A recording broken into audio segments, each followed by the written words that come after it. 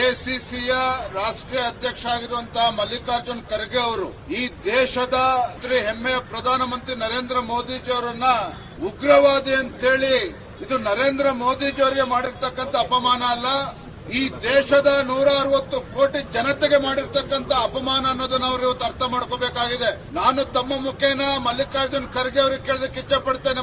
ಮಲ್ಲಿಕಾರ್ಜುನ್ ಖರ್ಗೆ ಅವರೇ, ಇದು ಸೋನಿಯಾ ಗಾಂಧಿ, ರಾಹುಲ್ ಗಾಂಧಿ ಅವರು ಹೇಳ್ತಿರ್ತಕ್ಕಂಥದ್ದು ನಿಮ್ಮ ಬಾಯಿಂದ.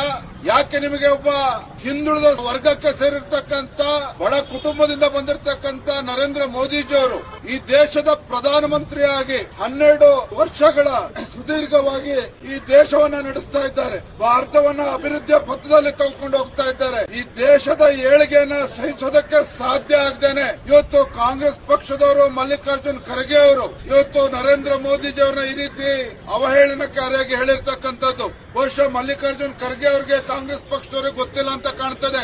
ಈ ದೇಶದ ಯಾವುದೇ ಪ್ರಧಾನಮಂತ್ರಿಗೆ ಅಷ್ಟು ಗೌರವನ ಕೊಟ್ಟಿರಲಿಲ್ಲ.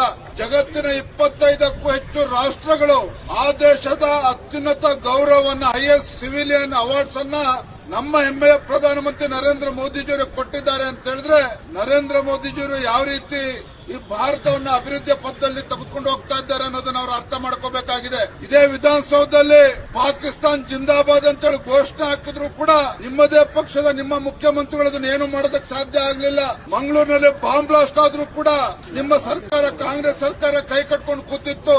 ಇಂಥ ಲಜ್ಜೆಗೆಟ್ಟ ಕಾಂಗ್ರೆಸ್ ಸರ್ಕಾರ ಇಷ್ಟು ಕೆಟ್ಟದ ನಡ್ಕೊಂಡಾಗ ಅವ್ರಗಳನ್ನ ಉಗ್ರಗಾಮಿಗಳು ಅಂತೇಳಿ ಮಲ್ಲಿಕಾರ್ಜುನ್ ಖರ್ಗೆ ಅವರು ಏನಾರ ಕರೆದಿದ್ರೆ ದೇಶದ ಜನನು ಕೂಡ ಒಪ್ಕೊಳ್ತಾ ಇದ್ರು, ರಾಜ್ಯದ ಜನನು ಕೂಡ ಒಪ್ಕೊಳ್ತಾ ಇದ್ರು. ಆದ್ರೆ ಯಾವ ಪ್ರಧಾನಮಂತ್ರಿಗಳು ಕಾಶ್ಮೀರದಲ್ಲಿ ಆರ್ಟಿಕಲ್ 370 ಕಿತ್ತಾಕೋ ಮುಖೇನ ಅಲ್ಲಿ ಶಾಂತಿಯನ್ನು ನೆಲೆಸತಕ್ಕಂತ ಕೆಲಸ ಮಾಡಿದ್ದಾರೆ, ಉಗ್ರಗಾಮಿಗಳ ಬೆನ್ನುಮೂಳೆ ಮುರಿತಕ್ಕಂತ ಕೆಲಸವನ್ನು ಮಾಡಿದ್ದಾರೆ. ಅಂತ ಪುಣ್ಯಾತ್ಮನ ಪ್ರಧಾನಮಂತ್ರಿ ನರೇಂದ್ರ ಮೋದಿಜಿ ಅವರನ್ನ ಇವತ್ತು ಉಗ್ರಗಾಮಿ ಅಂತ ಹೇಳಿರ್ತಕ್ಕಂಥದ್ದು ನರೇಂದ್ರ ಮೋದಿಜಿ ಅವರಿಗೆಲ್ಲ ಈ ದೇಶದ ಜನತೆಗೆ ಮಾಡಿರ್ತಕ್ಕಂಥ ಅಪಮಾನ. ಹಾಗಾಗಿ ಭಾರತೀಯ ಜನತಾ ಪಾರ್ಟಿ ನಾವು ಇದನ್ನ ಬಲವಾಗಿ ನಾವು ಖಂಡಿಸ್ತೇವೆ. ನಾನು ಆಗ್ರಹ ಪಡಿಸ್ತಾ ಇದ್ದೇನೆ, ಮಲ್ಲಿಕಾರ್ಜುನ್ ಖರ್ಗೆ ಅವರು ತತ್ಕ್ಷಣ ಒಂದು ಕ್ಷಣವೂ ಕೂಡ ತಡ ಮಾಡದೇನೆ ಈ ದೇಶದ ಜನರ ಕ್ಷಮೆಯನ್ನ ಕೇಳಬೇಕು ಅಂತ ಹೇಳಿ ನಾನು ಈ ಸಂದರ್ಭನ ಆಗ್ರಹ ಪಡಿಸ್ತಾ ಇದ್ದೇನೆ.